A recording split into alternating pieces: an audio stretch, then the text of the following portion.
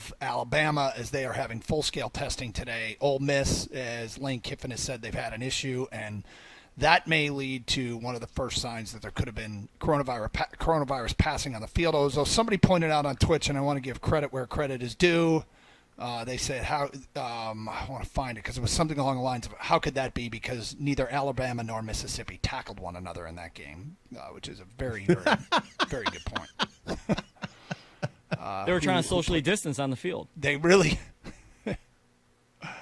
Well, listen, with all Saban's yelling, although Saban Saban wore one of the best masks his mask had no issue. It wasn't slipping. He wasn't wearing it with his nose sticking out or his chin showing. It looked like it was made out of titanium. I mean, it was a very impressive showing with how that mask stayed where it stayed. And you know that if you were anywhere near him, you could hear everything that guy, because that guy had to be screaming like crazy at his players for giving up what they were giving up and losing his mind. I'm surprised he didn't just rip the damn mask off and really get into somebody's face.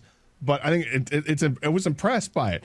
Whereas you watch other things, like I'm watching Dusty Baker sitting in the dugout of the Astros the other night, and he's got the mask and it's covering his bottom lip, from his bottom lip to like his nose. His chin's totally exposed. And I'm like, all right, it's working. You got to cover your mouth and your nose, but come on, man, make a better effort at it. And you got the other guys, his noses are hanging out. You know, watch Dabo Swinney, doesn't care. It's all his face is half out. Most of the coaches in the NFL, it's like, how do you not know how to wear a mask? You can teach somebody how to form tackle.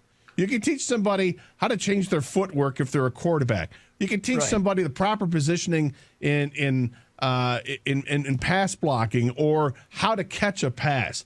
Hey, coach, if I throw you a football, can you show me how to hang on to it with the 5 points of death and make sure that I'm not going to fumble? Yeah, well, son, he goes like this, this, this, and this. Okay, show me how to wear a mask correctly. I mean, really? Out of all the people that should know how to, it's a damn coach. Coaches need a coach on how to tell them how to wear a mask. It's simple. Cover your face. These things here, these are nostrils. Cover them up. See this thing here where you're talking out of? It's your mouth. Cover it up. You got that covered and the mask runs tight to your face, you're good. If all of a sudden your nose is popping out, well, that's not so good. It's not hard. You know, there's a get-back coach. There should be a mask coach, too. Oh, and that guy's going to get backhanded 10 times a game. Coach your mask. Wow. I know. Wow, what you're saying is not only does Saban coach better than most coaches, he knows how to wear a mask better than most coaches. Huh? Well, really on the field he did. Now, how he got the COVID, I don't know.